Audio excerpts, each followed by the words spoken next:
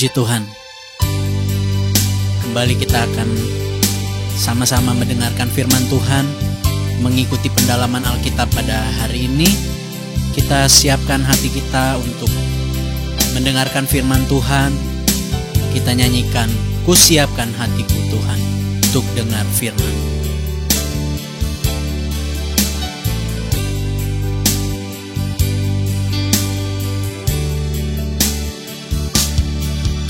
Ku siapkan hatiku Tuhan untuk dengar firman-Mu saat ini. Ku sujud menyembah-Mu Tuhan, masuk hadirat-Mu saat ini. Curahkan urapan-Mu Tuhan bagi jemaat-Mu saat ini. Ku siapkan hatiku Tuhan untuk dengar firman-Mu. Ku siapkan hatiku Tuhan. Haleluya. Ku siapkan hatiku Tuhan untuk dengar firman-Mu saat ini. Ku sujud menyembah-Mu Tuhan, masuk hadirat-Mu saat ini.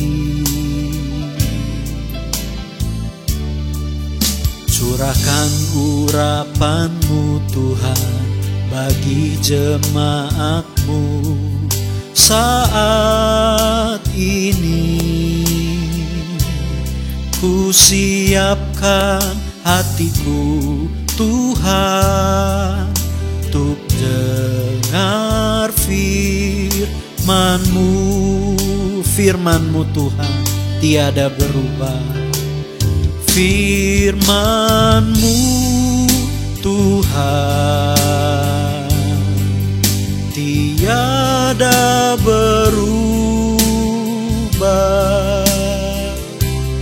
Haleluya. Dahulu, sekarang, selama-lamanya tiada berubah. Amin. Firman-Mu Tuhan, penolong hidupku. Ku siapkan hatiku Tuhan untuk dengar firman-Mu. Firman-Mu Tuhan tiada berubah. Firman-Mu Tuhan tiada berubah. Amin.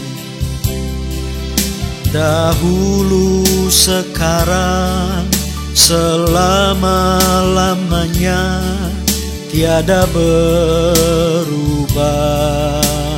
Puji Tuhan. Firman-Mu Tuhan, penolong hidupku. Ku siapkan hatiku Tuhan untuk dengar firman-Mu. Haleluya, haleluya. Haleluya, haleluya. Yesus.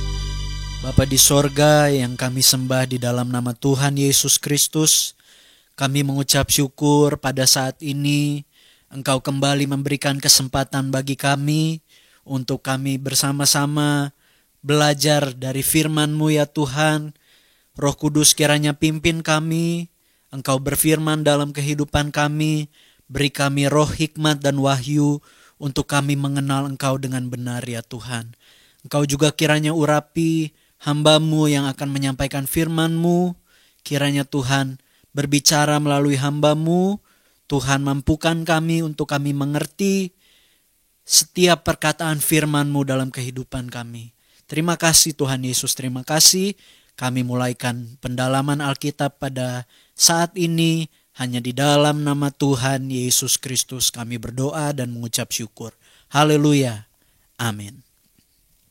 Puji Tuhan. Kita mau menyanyikan pujian sebelum kita sama-sama mendengarkan pendalaman Alkitab pada hari ini. Puji Tuhan. Tiap perjanjian dalam Alkitab, tiap pasal, ayat, baris, kubu, kita percaya firman Tuhan itu hidup, firman Tuhan itu benar. Haleluya. Puji Tuhan. Tiap perjanjian dalam Alkitab, tiap pasal, ayat, baris, ku punya. Ku berharap cintanya Allah. Tiap perjanjian Allah ku punya. Haleluya. Tiap perjanjian dalam Alkitab, tiap pasal, ayat, baris, ku punya. Ku berharap cintanya Allah. Tiap perjanjian Allah ku punya. Haleluya. Puji Tuhan. Tuhan Yesus memberkati. Haleluya.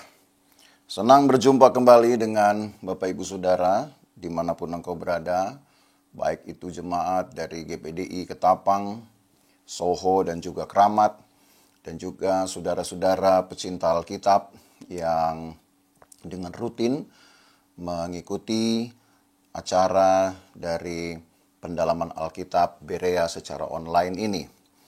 Pada episode hari ini kita akan membahas tentang tema sentral berikutnya, yaitu kesalehan dan ibadah. Dan mungkin kita akan lebih fokus kepada kata ibadah itu sendiri, sebab sesungguhnya kata ibadah di dalam beberapa teks Alkitab berbahasa Ibrani juga mencakup tentang kesalehan. Jadi tidak hanya sekedar kultus atau ritual-ritual, upacara keagamaan sebagaimana yang dikenal di dalam satu peribadatan, tapi esensi dari ibadah itu sendiri juga memakai satu kata yang cakupannya juga adalah kesalehan. Dan dari sekian episode yang Bapak Ibu Saudara sudah ikuti, maka kaitan ibadah ini dengan tema-tema sentral yang lain atau yang sudah kita bahas mempunyai cakupan yang juga saling terkait. Sebab ibadah itu sendiri adalah tanggapan dari hati yang percaya kepada Allah dengan kultus atau upacara-upacara keagamaan sebagai bentuk formal dari ritual peribadatan. Tentu ditunjang dengan prasarana dan sarana dari peribadatan itu sendiri. Kultus adalah bentuk atau tanggapan terhadap penyingkapan Allah. Nah, kalau kita sudah pernah membahas pada episode-episode yang lalu, bahwa penyingkapan diri Allah itu terkonsentrasi atau sebutlah dalam seluruh sifat-sifat Allah itu secara paripurna, ada di dalam kasih-Nya, ada di dalam kesetiaan dan kekudusan-Nya, maka kultus keagamaan sebagai bentuk formal tadi dari ritual-ritual peribadatan adalah bentuk tanggapan terhadap sifat dasar ini, sifat dasar Allah. Karena Allah mengasihi, maka wajiblah kita untuk mensyukuri dan untuk meresponi kasih Tuhan itu di dalam ibadah kita. Bukan hanya bukan hanya sekedar ritualnya sebetulnya, tetapi hati, pikiran, dan semua yang ada di dalam hidup kita, di dalam jiwa kita, itu yang kita berikan kepada Tuhan. Begitu juga kalau kita bicara tentang sifat dasar Allah setia. Maka karena Allah setialah, wajib bagi kita untuk menyembah Tuhan, untuk mengembalikan pujian kepada Tuhan, dan mensyukuri pemeliharaan Tuhan. Jadi, dengan kata lain bahwa di dalam sifat-sifat dasar Allah itu, yang kita pelajari, yang secara paripurna berdiam di dalam kasih-Nya juga, di dalam kesetiaannya juga, di dalam kekudusannya juga, itulah yang mendorong manusia seharusnya untuk mencari Allah, menemukan Allah, bersekutu dengan Allah. Ya, sejauh dari pengetahuan kita tentu tentang Allah itu sendiri. Itu sebabnya, saudari, di dalam Perjanjian Lama, ibadah berorientasi tentang kekuasaan Tuhan terhadap seluruh kehidupan Israel. Mereka tidak bisa menghampiri Allah dengan sembarangan. Jadi tidak cukup hanya dengan sekedar berkata Tuhan atau berdoa dengan memanggil nama Tuhan, tapi ada ritual-ritual tertentu yang harus mereka lakukan, sebab menghampiri Tuhan tidaklah sama dengan berhadapan atau bercakap-cakap dengan teman, dengan seorang rekan. Jadi di dalam Perjanjian Lama, peribadatan atau ibadah itu sendiri tentu akan mencakup banyak hal, khususnya diri manusia karena fokusnya adalah manusia. Tetapi cakupannya bukan hanya sekedar apa yang dapat dilakukan dengan tubuh mereka, tetapi juga apa yang harus mereka siapkan dari hati dan pikiran mereka. Jadi dari sini kita akan melihat, saudara, bahwa ketika Allah menciptakan manusia dengan gambarnya itu, dan di satu sisi gambar Allah itu sendiri adalah sebuah kepercayaan untuk dapat mendeskripsi Allah atau menggambarkan Allah melalui kemampuan-kemampuan yang Allah juga miliki, yaitu kasih-Nya, kesetiaannya, kekudusannya, dan masih banyak lagi kita bahas dalam Alkitab. Tapi 3 hal yang utama itu yang juga kita bahas, saudara, secara berurutan sampai dengan hari ini. Dan itulah yang Allah pada akhirnya tuntun. Yang Allah harus tuntun terhadap semua konstelasi ini. Apa yang Allah inginkan supaya manusia dapat berdiri di hadapannya. Dan satu sisi juga apa yang Allah perlu siapkan kepada manusia mengingat pelanggaran-pelanggaran atau ketidaksiapan manusia untuk dapat menghampiri Tuhan. Bahkan untuk dapat melakukan perbuatan perilaku yang menyenangkan Tuhan, yang Tuhan kehendaki, maka Allah menuntun dari satu orang sampai kepada satu keluarga, sampai kepada satu bangsa, bahkan dengan caranya, dan bahkan dengan rincian-rincian aturannya. Dan itu yang sudah kita lihat di dalam episode-episode yang lalu, ketika kita belajar tentang perjanjian-perjanjian, tentang hukum-hukum. Walaupun di situ di saat yang bersamaan juga kita bicara tentang dosa, tetapi Allah memelihara. Jadi luas sekali kalau kita bicara Perjanjian Lama itu, sehingga melalui tema-tema sentral ini yang kita sudah bahas sampai kepada poin ibadah ini, kita bisa memahami sebenarnya hati Tuhan terhadap umat-Nya, terhadap orang-orang pilihan-Nya, sampai kepada umat pilihan-Nya. Jadi sehubungan dengan diteguhkan dan diperbaharuilah perjanjian-perjanjian, diratifikasilah juga hukum-hukum, maka manusia juga dituntun sedemikian rupa oleh Tuhan untuk dapat mengekspresikan satu ibadah, peribadatan, baik itu lewat kultus-kultus, lewat upacara keagamaan, atau bahkan simbol-simbol dari keagamaan itu sendiri. Tapi yang penting adalah hakikatnya di dalam hati manusia. bukan apa yang manusia bisa persembahkan, tapi sebenarnya dengan cara apa, dengan hati seperti apa, dengan motivasi seapa yang umat Tuhan atau manusia-manusia Tuhan ini dapat berikan kepada Tuhan. Itulah yang menjadi inti atau pembahasan dari ibadah. Nah, kalau kita melihat saudara dalam pelajaran yang lalu tentang era di mana manusia-manusia ini menjalani kehidupannya dalam upaya untuk dapat menggambarkan Allah itu, maka akan terlihat dari era ke era, dari zaman ke zaman, ada kelompok manusia yang gagal, tapi ada juga kelompok manusia yang terus mengupayakan satu persekutuan dengan Tuhan seberat apapun resikonya. Dan apa yang kita bahas sebentar ini tentang peribadatan itu sebenarnya adalah apa yang juga Allah sudah taruh di dalam hati manusia itu, di dalam kata gambar dan rupa Tuhan itu.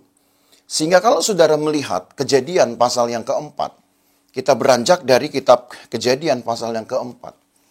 Setelah waktu berjalan sekitar 235 tahun, sejak dosa masuk, sejak dosa berkuasa di dalam hidup manusia, melalui manusia pertama tentu Adam dan Hawa, maka kita lihat Kejadian 4 ayat yang ke-25. Tertulis begini, lahirlah seorang anak laki-laki bagi Set juga, dan anak itu dinamainya Enos. Waktu itulah orang mulai memanggil nama Tuhan. Dan kalau ini dihitung, saudara, dari angka-angka kelahiran atau angka-angka tahun kelahiran yang saudara bisa baca mulai dari pasal yang kelima, maka apa yang ditulis di ayat 26 ini ketika Enos dilahirkan dan pada waktu itu orang mulai memanggil nama Tuhan, itu sedikitnya terhitung 235 tahun setelah dosa masuk. Dari mana kita bisa tahu, atau dari mana tepatnya kita bisa menggambarkan apa yang Enos lakukan, atau setidaknya di zaman Enos orang mulai memanggil nama Tuhan. Kita memang belum mempunyai data yang banyak, Bapak Ibu Saudara. Tapi seperti yang sudah dalam episode yang lalu kita belajar bahwa sebelum Taurat ada, sebelum ketentuan-ketentuan ada, sebelum hukum tertulis itu ada, maka Allah sudah menaruh di dalam hati manusia satu hukum yang berbicara untuk mendorong manusia melakukan apa yang benar. Nanti baru kita tahu aturan-aturan itu setelah hukum tertulis ada. Kita lihat Keluaran pasal yang ke-20. Dari sini saudara tahu mengapa memanggil nama Tuhan itu pun sudah masuk di dalam kategori ibadah di zaman Enos. Keluaran 20 ayat yang ke-24. Tertulis begini. Keluaran 20 ayat yang ke-24. Kau buatlah bagiku mezbah dari tanah, dan persembahkanlah di atasnya korban bakaranmu dan korban keselamatanmu, kambing dombamu dan lembu sapimu, pada setiap tempat yang kutentukan menjadi tempat peringatan bagi namaku. Aku akan datang kepadamu dan memberkati engkau. Saudara perhatikan kalimat-kalimat akhir dari ayat 24 ini. Pada setiap tempat yang kutentukan menjadi tempat peringatan bagi namaku. Tempat peringatan bagi namaku. Dan itu yang dilakukan oleh Enos. Walaupun kita tidak mempunyai data lengkap. Apakah cukup yang Enos lakukan ini dengan kata memanggil nama Tuhan itu sudah merupakan satu bentuk ibadah. Tapi nanti belakangan baru kita tahu.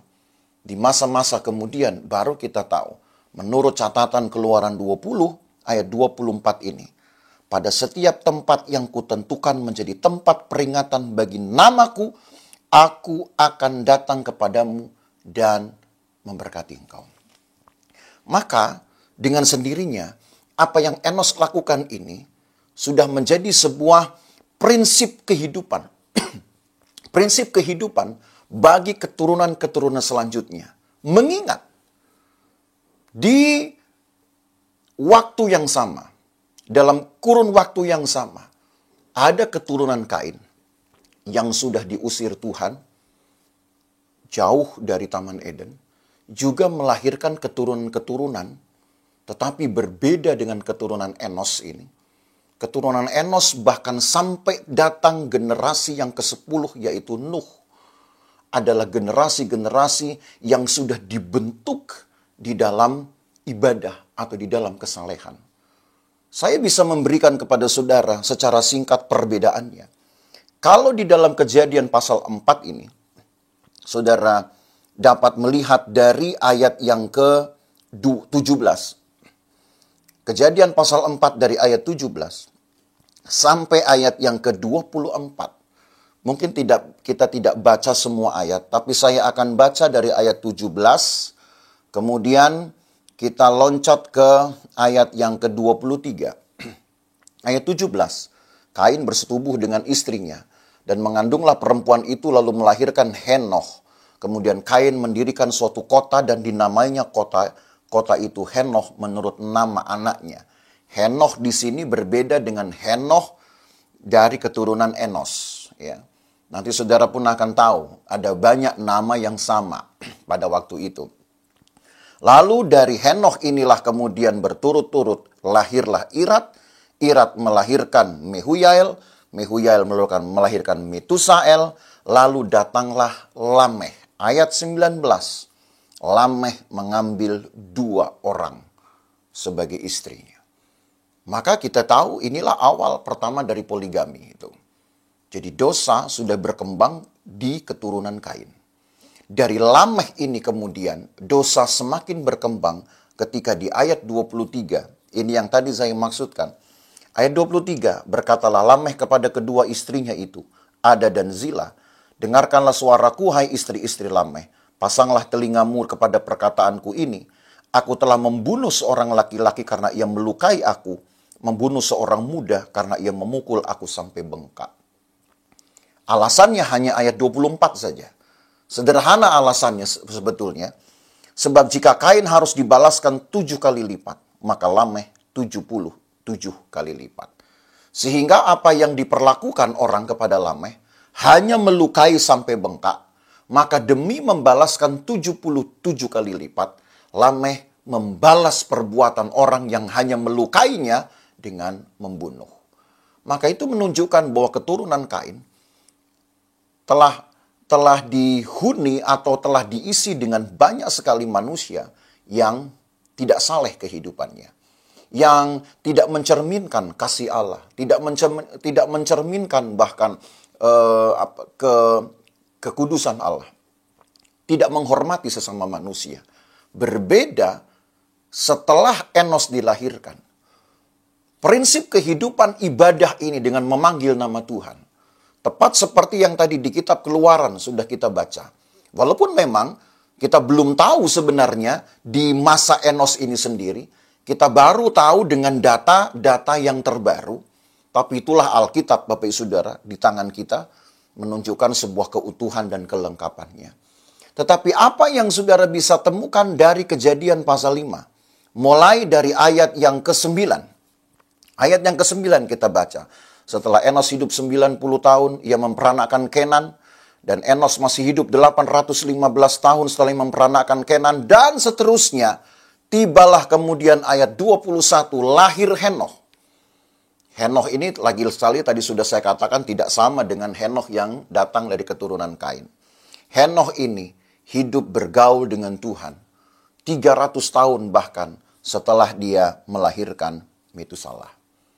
Maka saudara lihat bahwa apa yang Enos lakukan, atau setidaknya yang kemudian di era Enos itu dibiasakan, telah melahirkan generasi-generasi yang saleh, generasi-generasi orang benar yang berbeda sekali kelakuannya, perilakunya dengan keturunan Kain.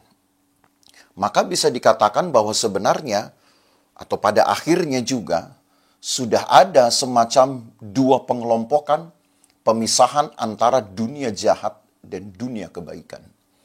Bukan berarti dunianya yang jahat, tetapi bahwa manusia-manusia yang menghuni satu komunitas itu lebih memilih untuk berbuat jahat atau kalaupun mereka tidak tahu itu kejahatan, tapi mereka tidak bercoba untuk berkaca atau untuk belajar dengan kelompok lain.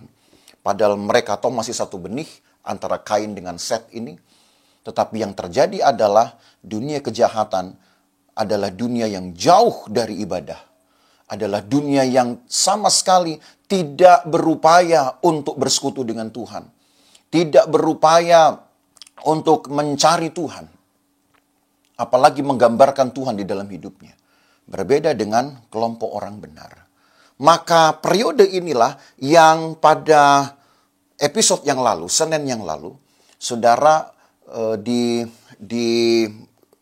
diajar atau diberitahu masuk di dalam kelompok pra-Israel, atau lebih tepatnya periode pra-Nuh, pra-air bah. Kenapa saya katakan begitu? Sebab ketika manusia sudah melakukan apa yang buruk, bahkan yang mendukakan hati Allah, yang membuat hati Allah luka, Allah harus bertindak, saudara, untuk menyelamatkan satu prinsip-prinsip baik yang sudah diwariskan ini. Itu makanya datang air bah. Dan di dalam air bah itu kita tahu Allah menyisakan 8 orang. Dengan harapan apa yang sudah dirintis oleh Enos dan kemudian diwariskan turun-temurun di dalam keturunannya selama 820 tahun. Itu bukan waktu yang sebentar. Dari mana saya dapat angka-angka ini? Tentu dalam Kejadian pasal 5. Kalau saudara membacanya dengan teliti, dan saya himbau saudara juga untuk mengambil waktu membaca Alkitab, karena kalau kita hanya mengikuti saja pelajaran Alkitab ini dengan mendengar saja tanpa membaca lebih lengkap, tentu kita bisa saja kehilangan pokok pikiran atau kehilangan maksud-maksud dari pembahasan itu sendiri. Jadi selain saudara mendengar pelajaran ini, saya menghimbau saudara juga membaca bagian-bagian Alkitab, bukan hanya 1-2 ayat, tetapi satu jalan cerita yang dapat mendukung cerita ini atau pelajaran ini, sehingga saudara mendapat satu gambaran yang jelas, bukan hanya karena mendengar acara ini, tapi juga karena membaca Alkitab. Maka Tuhan menyisakan 8 orang ini, supaya prinsip-prinsip kehidupan, kesalehan, dan kehidupan ibadah yang dirintis oleh Enos dan diwariskan dalam kurun waktu 820 tahun itu dapat dipelihara. Tapi Bapak Ibu Saudara, yang terjadi adalah justru dosa masuk kembali di sana. Dan itu sebabnya mengapa pada episode tentang dosa kita belum membahas banyak. Karena di dalam episode inilah juga saudara bisa menambahkan catatan-catatan saudara atau pemahaman saudara tentang dosa itu sendiri. Sekalipun Allah sudah menyisakan 8 orang ini, dan 8 orang ini adalah generasi orang benar yang lahir dari satu benih, yaitu Nuh. Bahkan Nuh sendiri juga memelihara mezbah. Tetap memelihara mezbah, sebab sejak setelah air bah itu berhenti, saudara baca Kejadian pasal 8 ayat yang ke-20. Firman Tuhan berkata begini. Kejadian 8 ayat 20, lalu Nuh mendirikan mezbah bagi Tuhan. Dari segala binatang yang tidak haram dan dari segala burung yang tidak haram, diambilnyalah beberapa ekor, lalu ia mempersembahkan korban bakaran di atas mezbah itu. Ketika Tuhan mencium persembahan yang harum itu, berfirmanlah Tuhan dalam hatinya, aku takkan mengutuk bumi ini lagi karena manusia, dan seterusnya. Maka kita mendapatkan 2 prinsip. Di dalam Enos ada semangat untuk memanggil nama Tuhan, mencari nama Tuhan, bersekutu dengan Tuhan. Di dalam kehidupan Nuh ada prinsip untuk membangun mezbah. Dan bukankah keduanya ini akhirnya menjadi satu ketetapan yang wajib, yang harus dilakukan oleh orang Israel. Seperti yang kita baca dalam Keluaran pasal yang ke-20 tadi, ayat 24. Bahwa kalau di satu tempat yang sudah ditentukan Tuhan, mereka datang di sana dengan memanggil nama Tuhan dan membangun mezbah, aku akan hadir dan memberkati. Maka Bapak Ibu Saudara, sebenarnya dari awal, kalaupun dosa sudah menguasai manusia, dosa bahkan sudah melahirkan efek berantainya, seperti yang kita pelajari pada episode lalu. Dan efek berantai dari dosa ini pun dengan ganasnya melahirkan maut, membawa seseorang kepada kematian, keterpisahan kekal antara manusia dengan Allah. Tetapi upaya-upaya Tuhan untuk tetap mengkondisikan manusia dapat menyenangkan hatinya, dapat melakukan sesuatu yang berkenan kepada Tuhan, tidak pernah surut, tidak pernah berhenti. Maka pada periode berikutnya, setelah lahir satu komunitas yang datang dari perjanjian Allah sendiri kepada Abraham, yaitu Yakub. Dan kita sudah mendengar pada Senin yang lalu, Yakublah yang kemudian dihadiahi oleh Tuhan, dipercayakan oleh Tuhan satu mentalitas Israel. Israel di sini masih satu pribadi. Lalu berkembang kemudian beberapa tahun, seumur hidup Yakub dan keturunannya. Tuhan berkati, tetapi masih dalam komunitas satu keluarga. Maka Yakub itu sendiri pun telah melahirkan atau telah mewariskan satu prinsip kehidupan mezbah dan juga kehidupan dari ibadah kepada anak-anaknya. Kalau saudara lihat di dalam kitab Kejadian pasal yang ke-35. Kejadian pasal 35. Cerita ini adalah pengalaman Yakub ketika Yakub sudah memiliki keluarga. Ini bukan Yakub seorang diri lagi. Di dalam Kejadian pasal 35, seperti yang saudara baca pada judul pasal 35, Yakub di Betel untuk kedua kalinya, adalah periode setelah 20 tahun. 20 tahun dari peristiwa datangnya Yakub ke Betel pertama kali. Di situ Yakub masih seorang diri. Tapi Yakub datang di Betel untuk yang kedua kali ini, dia sudah membawa keluarganya. Dan apa yang dia lakukan, saudara, kita baca ayat yang ke-7 dari Kejadian pasal 35. Didirikannya mezbah di situ. Dan dinamainyalah tempat itu El Betel, karena Allah telah menyatakan diri kepadanya di situ ketika ia lari terhadap kakaknya. Allah menyatakan diri dengan atau ketika Yakub membangun mezbah. Di dalam mezbah itu tentu ada yang saya sebut dengan kultus-kultus tadi. Walaupun belum diungkap di dalam ayat ini. Nanti saudara akan tahu kultus-kultus yang orang Israel lakukan itu setelah munculnya Israel sebagai satu bangsa. Setelah berkembangnya Israel sebagai satu bangsa, lalu di Sinai mereka mendapatkan hukum-hukum itu tadi, semua aturan tentang perilaku tapi juga tentang peribadatan. Maka disitulah baru kita dapat menggambarkan apa yang disebut dengan kultus atau upacara keagamaan. Di dalam periode pra-Israel sebagai satu bangsa, memang belum ada data-datanya. Tetapi tetap mengacu kepada Keluaran 20 tadi ayat 24. Di tempat di mana Tuhan tentukan, orang membangun mezbah memanggil nama Tuhan. Di situ Tuhan datang untuk memberkati. Maka apa yang Yakub lakukan, persis juga dengan semangat yang sama seperti yang Nuh lakukan. Dan juga tentu dengan semangat yang sama seperti yang Enos lakukan. Maka mereka mendapatkan berkat Tuhan. Mereka mendapatkan penyingkapan diri Allah. Dan buat saya, dan saya yakin itu menjadi keyakinan juga Bapak Ibu Saudara. Itulah berkat terbesar saudara. Ketika Tuhan menyingkapkan dirinya. Kita mungkin bisa meminta sesuatu untuk kepentingan kita. Kita bisa meminta sesuatu bahkan untuk kesenangan-kesenangan kita. Tetapi kalau Allah tidak menyingkapkan dirinya, tidak ada semacam pewahyuan atau hikmat buat kita. Maka tentu kita belum dapat bersaksi tentang siapakah Tuhan itu. Apalagi bagi saudara yang sudah mengalami Yesus, yang sudah mengalami pekerjaan Roh Kudus, itu adalah penyingkapan diri Allah buat kita. Kenapa itu bisa terjadi? Karena kita melakukan ibadah-ibadah dengan hati kita, dengan pikiran kita, tapi juga dengan kultus-kultus yang kita lakukan. Dan itulah mungkin yang sekarang kita kenal dengan istilah liturgi. Tapi itu bukanlah segalanya sebetulnya.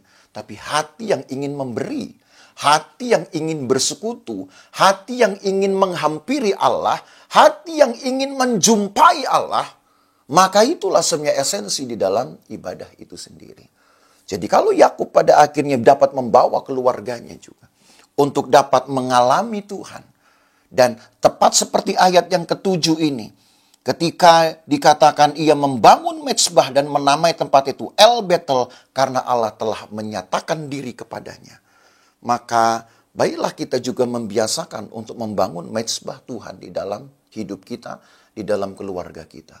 Dan lagi mezbah itu sekarang tidak perlu semacam simbol ataupun juga perabotan-perabotan yang berat-berat. Mezbah itu adalah hati kita, saudara. Mezbah itu adalah waktu-waktu kita dan persekutuan kita dengan Tuhan. Nah, tetapi kita lihat dulu sekarang bahwa apa yang Yakub lakukan ini, walaupun dengan semangat yang sama seperti Enos dan Nuh, bukan berarti Yakub dapat mempengaruhi komunitas yang besar. Sebab ketika Israel kemudian sudah diberkati Tuhan menjadi satu bangsa yang besar, bangsa ini kemudian diasingkan atau dikhususkan Allah, dipisahkan dari dunia, dari keduniawian di Sinai. Maka datanglah kemudian satu ketentuan-ketentuan yang harusnya mengatur mereka untuk dapat memberikan hidup mereka kepada Tuhan. Justru yang terjadi, semakin banyak aturan, mereka semakin merasa tidak bebas dan muncullah pelanggaran-pelanggaran atau penyimpangan-penyimpangan. Padahal, kalau saudara baca ayat Keluaran pasal yang ke-40, ini setelah tadi pasal 20 ayat yang ke-24 itu, maka dibuatlah kemudian semacam satu lembaga atau juga simbol-simbol. Keluaran pasal yang ke-25 maksud saya. Keluaran pasal yang ke-25. Mari kita lihat ayat yang ke-8 dan ayat yang ke-9. Dan mereka harus membuat tempat kudus bagiku, supaya aku akan diam di tengah-tengah mereka, menurut segala apa yang kutunjukkan kepadamu sebagai contoh kemah suci, dan sebagai contoh segala perabotannya, demikianlah harus kamu membuatnya. Kemah dengan segala perabotannya, tidak hanya sekedar bangunan besarnya, tidak hanya sekedar prasarananya, yaitu bangunan tidak bergerak, tetapi bahkan benda-benda tertentu, sarana ibadah, itu juga harus dilengkapi. Itu sebabnya kita mengenal istilah prasarana dan sarana. Dan itu semua ada di dalam tabernakel ini. Tidak hanya cukup dengan bangunan besar kemah suci, dengan rangka-rangka dan tenda-tenda dan kain-kain penutup, tapi juga dengan perabot-perabotnya. Itu harus dibuat. Dan bahkan nanti itu juga punya ritual-ritual tersendiri. Hanya untuk satu tujuan, yaitu supaya aku diam di tengah-tengah mereka. Maka berkembang, saudara. Dengan sendirinya, ibadah itu juga berkembang. Apa yang dituntut Allah kepada manusia, itu juga ditambahkan. Tidak hanya sekedar memanggil nama Tuhan lagi seperti zaman Enos. Tidak hanya sekedar membangun mezbah saja, entah itu dari batu-batu mungkin. Tapi ada yang dituntut lebih banyak. Dengan tujuan yang sama. Supaya aku hadir dan aku memberkati. Maka saudara tahu sekarang, di dalam ibadah kita, tuntutan-tuntutan itu diperbanyak. Bukan untuk membuat kita sulit, saudara. Tapi lagi sekali, agar semangat yang juga diberikan kepada orang Israel, yaitu untuk dapat mendatangi Tuhan tidak secara sembarangan, mendatangi Tuhan dengan hikmat, itu didapatkan. Maka di dalam ibadah itu, ini saudara bisa lihat pada slide ini, ada semacam, sebutlah kita gambarkan dengan segitiga sama sisi. Dan dalam segitiga itu, saudara, ada 3 hal yang harus saling terpenuhi. Pertama tentu iman. Karena Allah menciptakan manusia, dan dengan diciptakan dengan gambar dan rupanya, dan gambar dan rupanya itu sendiri adalah kesempurnaan Allah di dalam kasih, kesetiaan, dan kekudusannya, dan manusia harus dapat memperlihatkan Allah di dalam hidupnya melalui kehidupan yang sama itu, kehidupan yang penuh dengan mengasihi, setia, dan kudus. Maka apa yang kemudian manusia coba untuk cari tahu tentang penciptanya, itu yang akan membawanya, saudara, kepada perilaku-perilaku atau nilai-nilai hidup. Kalau Allah mengasihi saya, maka seperti apa saya harus mengasihi Tuhan? Kalau Allah itu setia kepadaku, kepada kita, maka apa yang harus kita lakukan supaya kita juga dapat disebut setia kepada Tuhan? Kalau Allah itu kudus, maka apa yang harus saya buat supaya saya juga dapat menyatakan kekudusan Allah kepada dunia? Dan itu disebut dengan nilai-nilai hidup. Nilai-nilai hiduplah ini nanti yang akan dinyatakan melalui simbol-simbol, yaitu berupa kultus-kultus tadi atau upacara keagamaan. Maka di dalam perjanjian lama, di dalam tabernakel, sebagaimana yang kita baca dalam Keluaran 25 ini, perabot-perabot yang dibuat itu adalah peti perjanjian dengan tutupan grafirat, dan itu simbol dari kehadiran Allah yang menebus. Kemudian dibuat juga perabot-perabot yang namanya kandil, tempat dari lampu-lampu, 7 lampu itu ditempatkan, dan itu yang bicara tentang kehadiran dari Tuhan, kehadiran Roh Kudus. Dan makin banyak, saudara, hal kita pelajari. Tapi tentu kita harus batasi hari ini, kan tidak mungkin kita membahas satu persatu. Tapi apa yang disebut dengan simbol-simbol di dalam kultus-kultus itu bukan hanya liturginya, bukan hanya prosesinya saja, tapi semangat untuk menghormati Tuhan karena kita ingin hidup memuliakan nama Tuhan. Jadi ada tiga landasannya itu. Saudara bisa simak slide ini tentunya. Dari situ saudara bisa melihat bahwa ibadah tidak bisa lepas dari ketiga hal ini. Perlu iman, tapi juga perlu kultus-kultus, perlu ritual. Dan juga yang terakhir, perlu nilai-nilai atau perilaku. Inilah yang kemudian disebut dengan ibadah yang sesungguhnya. Atau praktek hidup, kesalehan hidup. Dari sinilah terlihat, Bapak Ibu Saudara. Jadi itulah ibadah yang kita bisa pahami dari mulai zaman Enos sampai kepada zaman Israel. Tapi apakah cukup kemudian apa yang orang Israel lakukan ini? Tidak. Allah lagi sekali terus menambahkan tuntutan. Kalau di zaman Israel sebagai satu bangsa, Tuhan sudah berhasrat untuk diam di antara mereka, diam bersama dengan mereka, tetapi di kemah yang sementara, di kemah yang bongkar pasang. Maka ketika Tuhan izinkan mereka masuk ke tanah terjanji, Tuhan pun mempunyai kerinduan supaya satu orang dari mereka memikirkan tempat yang permanen untuk Tuhan dapat tinggal bersama dengan mereka. Dan dari sekian banyak itu, hanya Daud yang punya kerinduan itu, saudara. Di zaman Israel sebagai satu negara, satu pemerintahan, datanglah Daud dengan kerinduannya untuk dapat merumahkan Tuhan di tanah Israel. Merumahkan Tuhan di tanah Israel. Di tanah perjanjian. Tapi sayangnya Tuhan tidak mengizinkan Daud membangun rumah itu. Tuhan berkata, nanti anakmu Salomo yang akan membangun rumah itu sendiri. Oleh karena beberapa alasan. Dan atas seizin Tuhan hal itu terjadi. Tapi yang saudara perlu saksikan adalah apa yang Daud rindukan. Itu terjadi pada masa ketika Salomo mentahbiskan bait Allah. Sayang pada masa itu Daud memang sudah tidak ada. Pada masa ketika Salomo mentahbiskan bait Allah, Daud sudah mati. Tapi setidaknya kerinduan yang berbicara itu akhirnya juga digenapi. Sehingga kalau saudara membaca di dalam kitab 1 Raja-Raja pasal yang ke-8, saudara akan lihat bagaimana kerinduan Tuhan itu terungkap di sini sebagai satu pengalaman yang luar biasa bagi Israel sendiri. 1 Raja-Raja pasal yang ke-8. Saya akan baca, walaupun ayat cukup panjang, saudara. Tapi baik kita baca dari ayat 1 sampai ayat yang ke-11.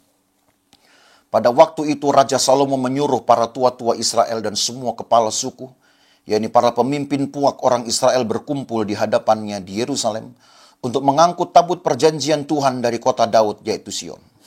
Maka pada hari raya di bulan Etanim, yakni bulan ke-7, berkumpullah di hadapan Raja Salomo semua orang Israel. Setelah semua tua-tua Israel datang, maka imam-imam mengangkat tabut itu. Mereka mengangkut tabut Tuhan dan kemah pertemuan dan segala barang kudus yang ada dalam kemah itu, supaya itu diangkut oleh imam-imam dan orang-orang Lewi. Tapi Raja Salomo dan segenap umat Israel yang sudah berkumpul di hadapannya berdiri bersama-sama dengan dia di depan tabut itu dan mempersembahkan kambing, domba, dan lembu sapi yang tidak terhitung dan tidak terbilang banyaknya. Inilah satu reaksi kultus, saudara, yang boleh saya katakan menjadi satu terobosan.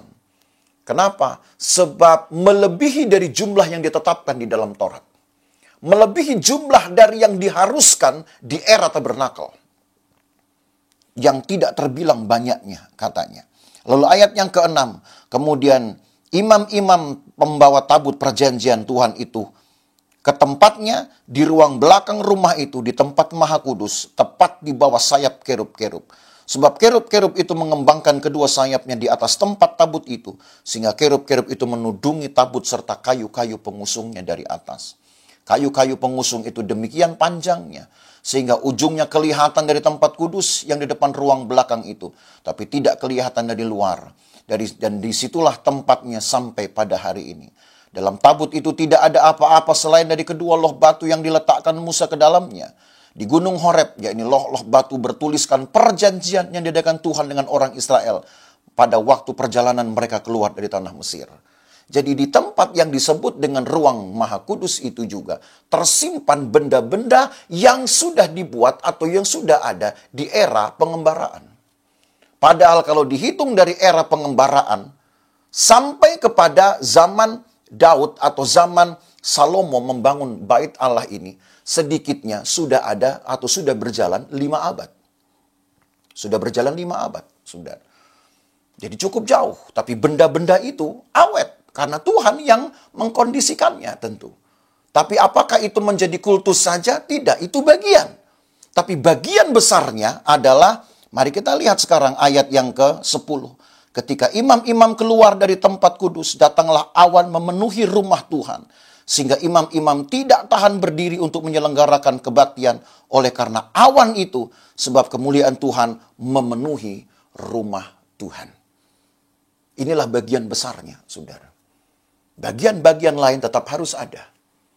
Tetapi apa artinya ibadah kalau tidak ada hadirat Tuhan memenuhi rumah itu? Sedemikian kuatnya. Sampai ayat ini dikatakan, imam-imam tidak tahan berdiri untuk menyelenggarakan ibadah. Apa yang saudara bayangkan dengan kata tidak tahan berdiri? Kita tidak mempunyai satu gambaran pembanding. Kita tidak mempunyai kosakata pembanding yang lain. Tapi mungkin saja kekuasaan Tuhan yang besar itulah yang membuat orang tidak bisa menghadap Tuhan dengan kekuatannya sendiri. Kecuali mungkin dia hanya tiarap, atau dia mungkin hanya berlutut, menunjukkan kerendahan hatinya, menunjukkan kerendahan dari hidupnya. Karena memang pada dasarnya di hadapan Tuhan, tidak ada yang sanggup berdiri, tidak ada yang sanggup berdiri untuk bahkan menyamai, apalagi mengatasi Tuhan. Itulah mungkin yang ingin diangkat di dalam ayat ini. Jadi saudara lihat, dari apa yang Enos lakukan, sampai kepada zaman ini saja, sudah merupakan satu tuntunan Tuhan. Karena Tuhan berharap umat Tuhan atau manusia ciptaannya dengan gambar dan rupanya dapat mengekspresikan hal yang lebih. Karena Allah kita luar biasa. Kalau kita tahu bahwa Allah kita hebat, dan kita sendiri tidak melakukan apa-apa, saudara, yang besar. Kita hanya biasa-biasa saja. Maka tentu yang kita terima pun adalah biasa-biasa saja. Itu sebabnya apa yang Alkitab tuliskan dengan menambahkan tuntutan-tuntutan itu, kiranya juga mengajak dan memotivasi kita untuk menambahkan semangat, kegirangan, gairah. Jadi bukan menambahkan ritualnya. Itu memang bagian di dalam ibadah. Tetapi bagian besarnya adalah kehadiran Tuhan dan karena iman kita. Karena apa yang kemudian ditulis, saudara, di dalam Alkitab ini, setelah bait Allah ini pun berdiri, tidak semua orang Israel punya gairah yang sama. Senin lalu saudara belajar, 10 suku mengadakan pemberontakan, memisahkan diri, bahkan membuat bait Allah sendiri di Sikem. Bahkan mereka membagi 2 tempat ibadah. Membagi 2, dengan satu ditempatkan di kota Dan, di tempat suku Dan bermukim. Karena suku Dan menduduki wilayah yang paling utara, yang paling jauh dari pusat hadirat Tuhan atau dari bait Allah. Saudara lihat, mereka bukan hanya memisahkan diri dari kelompok umat Tuhan, tapi mereka juga bahkan memecah ibadah itu sendiri. Sudah mereka beribadah dengan cara yang salah, beribadah kepada oknum yang salah. Mereka pun membuat tandingan-tandingan. Tidak cukup satu yang mereka buat. Mereka buat 2, satu di Sikem, satu di kota Dan. Sementara bait Allah yang seharusnya hanyalah di Yerusalem, seperti yang sudah Allah tentukan. Seperti yang sudah Allah firmakan. Bahkan ketika orang Israel masih ada di padang pengembaraan, di Sinai, mereka mau memasuki tanah perjanjian. Tuhan pun sudah berpesan kepada Musa, ingatkan mereka bahwa hanya ada satu tempat ibadah saja yang boleh mereka pergi, yang boleh mereka datangi untuk mencari Tuhan. Itu membuktikan bahwa sekeras apapun, saudara, tuntunan Tuhan atas umatnya sendiri seringkali juga dilawan dengan keras, dengan penuh kesadaran, dilawan dengan keras oleh umatnya juga. Dengan sadar mereka ingin memisahkan diri mereka dengan Tuhan. Dan itu yang mengakibatkan Allah harus menghukum mereka. Tetapi ditegakkanlah nabi-nabi. Kalau kita pernah membahas sedikit mungkin tentang Yesaya, tentang Yeremia, tentang Yehezkiel. Ini adalah 3 nabi yang concern sekali dengan bait Allah. Tapi bukan bait Allah lagi secara fisikal. Bait Allah secara hakikat, yaitu kehadiran Allah sendiri di dalam hati orang-orang Israel. Yang mau membaharui juga caranya beribadah, cara kehidupannya. Asal mereka mau membaharui hidup mereka, maka Allah akan hadir tidak lagi di tempat seperti yang Salomo buat. Tetapi Allah akan hadir di dalam hati mereka secara pribadi. Dan itu disuarakan sejak dari zaman Nabi Hizkia oleh Yesaya. Sampai dengan 50 tahun menjelang pulangnya mereka dari pembuangan oleh Yehezkiel. Dan itu waktu yang cukup panjang, saudara. 3 nabi Tuhan bangkitkan. Dan apakah ada satu gerak kemajuan? Tetap ada. Tapi tetap jumlah besarnya hilang. Itu sebabnya kalau saudara membaca di dalam kitab Nehemia, pasal yang ke-10.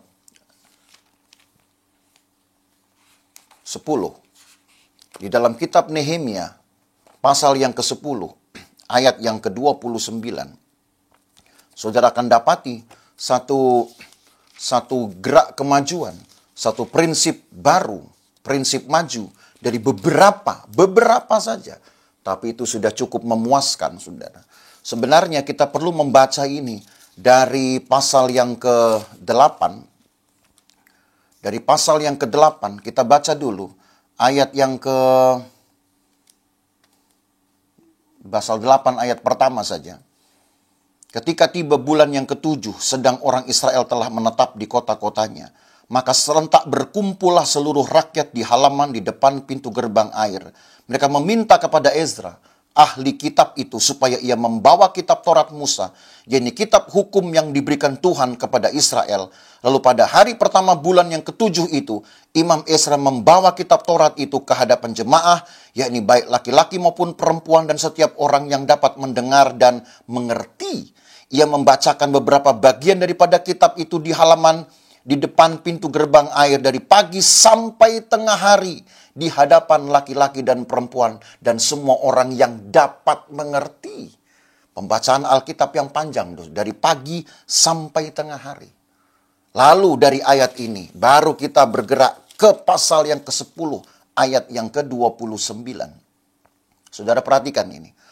Menggabungkan diri dengan saudara-saudara mereka, yakni pemuka-pemuka mereka. Mereka bersumpah kutuk untuk hidup menurut hukum Allah yang diberikan dengan perantaraan Musa, hamba Allah itu. Dan untuk tetap mengikuti dan melakukan segala perintah Tuhan, yakni Tuhan kami, serta dengan segala peraturan dan ketetapannya. Ada dari mereka yang pada akhirnya ingin kembali untuk bersekutu dengan Tuhan. Ini tepat ketika bait Allah sudah dibangun kembali, saudara. Atas prakarsa juga dari Zerubabel. Bait Allah dibangun kembali. Dan ada orang-orang yang juga masih ingin menegakkan prinsip bersekutu dengan Tuhan, beribadah kepada Tuhan.